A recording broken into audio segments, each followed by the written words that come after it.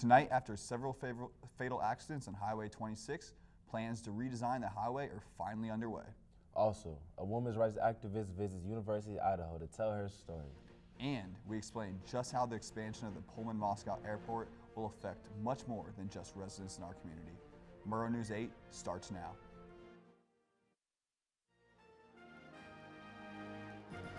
From Studio B on the campus of Washington State University, this is Pullman's only nightly newscast. This is Murrow News 8. Good evening, I'm Jay Slaughter. And I'm Nick Bartlett. Welcome to Murrow News 8. Dropping temperatures aren't the only chill.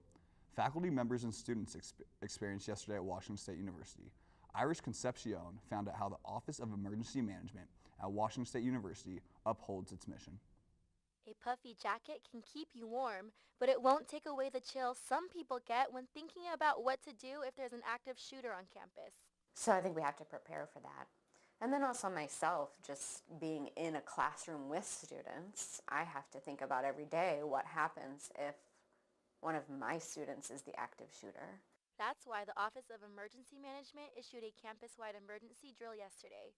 Practice warning emails, voicemails, and texts were sent to students, faculty, and staff campus-wide. And then it brings awareness to those who have the alert that they know what they're doing and what to expect when it happens. Professors were even asked to talk about certain safety protocols. If the emergency were an active shooter on the loose, those who cannot find safety indoors can seek shelter outdoors. Like underneath the staircase, hidden somewhere, like this. It's important to have safety drills. I think that's a really important thing for college campuses, and it kind of just makes me feel safe. And Wazoo, I think, is a safe campus in general.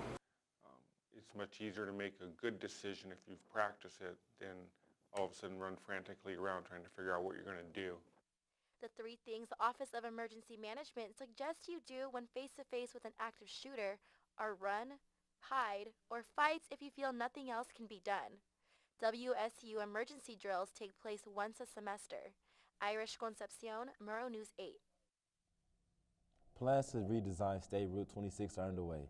After numerous accidents leading to the deaths of students, a team of WSU civil engineering students named CougDOT wanted to make a difference and improve roads for their senior project.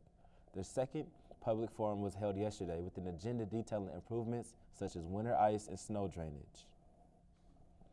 While students are attempting to make changes to Highway 26, the airport is already going through changes on their own. Derek Baker visits the facility directly after being affected. The Pullman Airport is beginning construction on their new runway extension, and it is already affecting areas of Pullman. I'm standing here at the WSU Turkey Orchard, which is a 70-acre stretch of land that contains fruit trees such as apples and cherries. However, due to the recent land acquisition made by the Pullman Regional Airport, all of this land will be forced to relocate. It'll be a big change, and the hillside that the orchard is on, the road that everyone drives on to get up to the U-Pick will be gone. That hillside will be completely gone. Along with the orchard, the Department of Crop and Soil Science and Horticulture will be affected by this runway extension. The primary impacts are going to be transitional as we move to a new location. And the orchard is right now intending to be relocated to Spillman Farm. That's an agronomy farm about 2 miles outside of Pullman. While the researchers don't know when exactly their move will begin, they continue with their work until that day finally comes. Derek Baker, Murrow News 8. Women's rights advocate Anita Hill participated in a panel and also gave a lecture at the University of Idaho early this week. Hill was thrust into the public eye in 1991 when she testified before the Senate Judiciary Committee. She accused Supreme Court Justice Clarence Thomas of sexual harassment. She discussed her experiences at that time and also the state of women's rights in the U.S. today. This past Wednesday was National Coming Out Day. I was able to spend some time with the GSORC and GSA organizations here on campus and learn about their everyday impact. It is National Coming Out Day, and organizations like the Gender Identity Expression and Sexual Orientation Resource Center, or GSORC, and the Gay Straight Alliance, or GSA, are raising awareness for their community. I think National Coming Out Day is so important, especially for those that have the ability to come out and feel safe and included and respected. I think that means a lot, and that's one of the reasons that we're here as a center. Even though National Coming Out Day only comes around once a year, throughout the year, GSORC provides workshops, invites speakers, and promotes media and awareness campaigns for the LGBTQ community. Even though National Coming Out Day is really important, you're still coming out in a lot of regards, like on other days and on other times, and so it's really a good, step forward, but then it's also a lifelong experience and it never really stops, so it's important to kind of recognize that. The celebration is not meant to make anybody feel pressured into coming out. It is simply a reminder that there are organizations that you can talk to here on campus. I just want to emphasize that coming out isn't for everyone, that people are in dangerous situations or they're not ready for it yet. So just because we're celebrating coming out doesn't mean that you need to come out or you should feel bad about not being out. So it's just like an awareness day, it's not a request.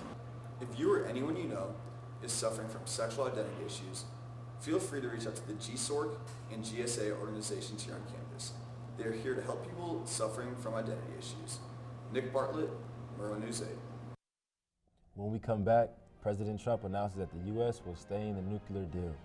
Also an update on the California fires that is shaping up to be one of California's worst.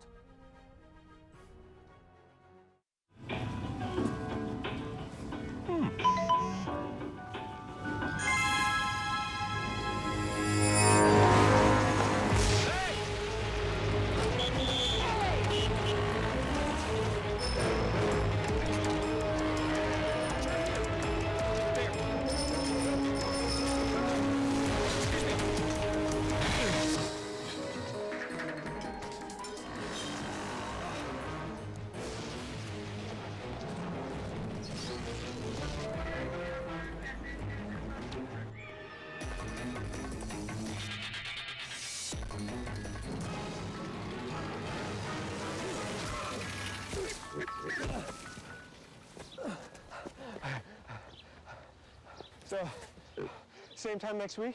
Well, of course. Put away a few bucks, feel like $1 million. For free tips to help you save, go to Feed the Pig.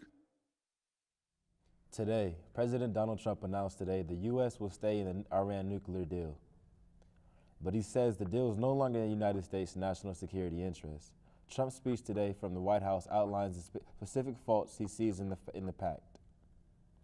Some of the issues he has with the pact is an embarrassment to the United States. Cool.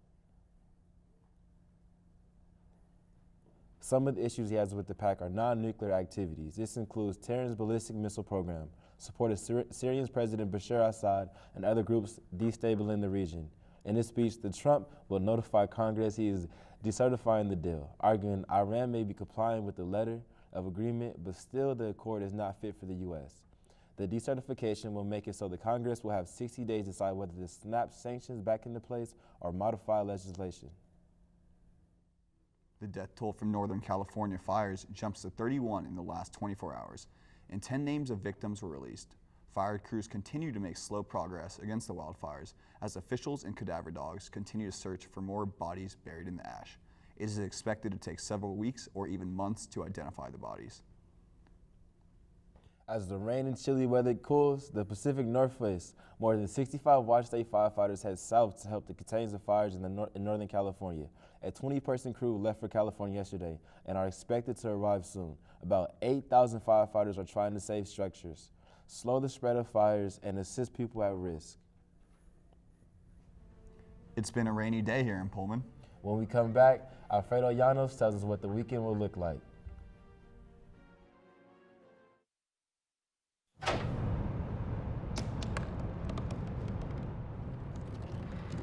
They said I couldn't dream.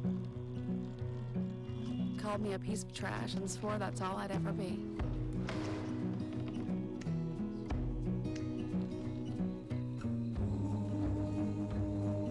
Said a bottle couldn't see the ocean.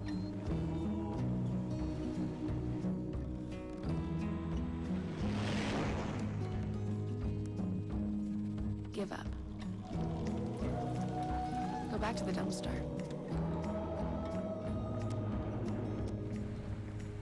But I didn't listen. made my way.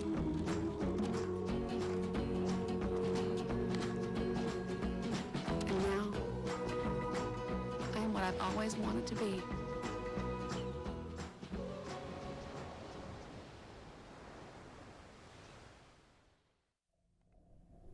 Well, we all know that I do not like the weather, or do not like the rain. Jay, what is your favorite type of weather? I love the sun. I agree with you, Nick. I do not like the rain. But here's Freddie.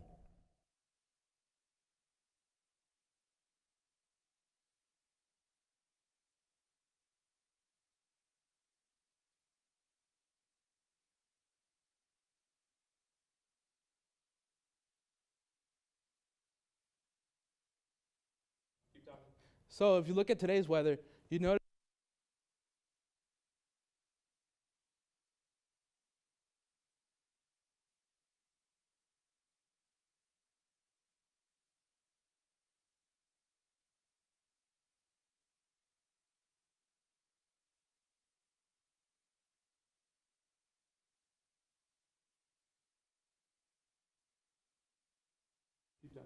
the wind is going to be at 8 miles per hour southwest. So looking at tomorrow's weather, you'll notice that tomorrow's going to be a little dry, partly cloudy, so the start of the week should be a little better than most expected. Looking at the, if we look at the state map, there was rain in Pullman, Spokane, and Wenatchee. However, Yakima, do watch out because there is a weather warning and expect freeze tonight. Over at the west side, Seattle, Vancouver, and Yakima saw rain also. But expect temperatures to rise up until Tuesday, so we're going to get a nice start of the week, and temperatures will continue to decline weather and Thursday. That's all the weather I have for you guys. Awesome. Thank you, Freddie. Friday the 13th is here, and after the break, we'll tell you what Netflix series will be released just in time for Halloween.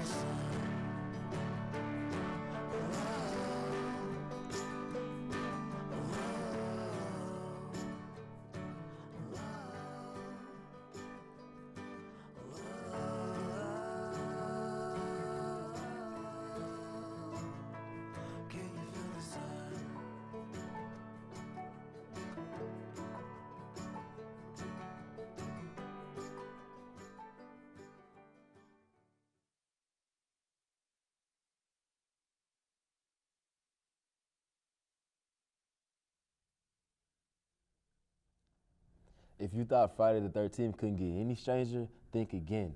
The first trailer of the season's premiere of Stranger Things is out. Fans finally get to see what they've been waiting for.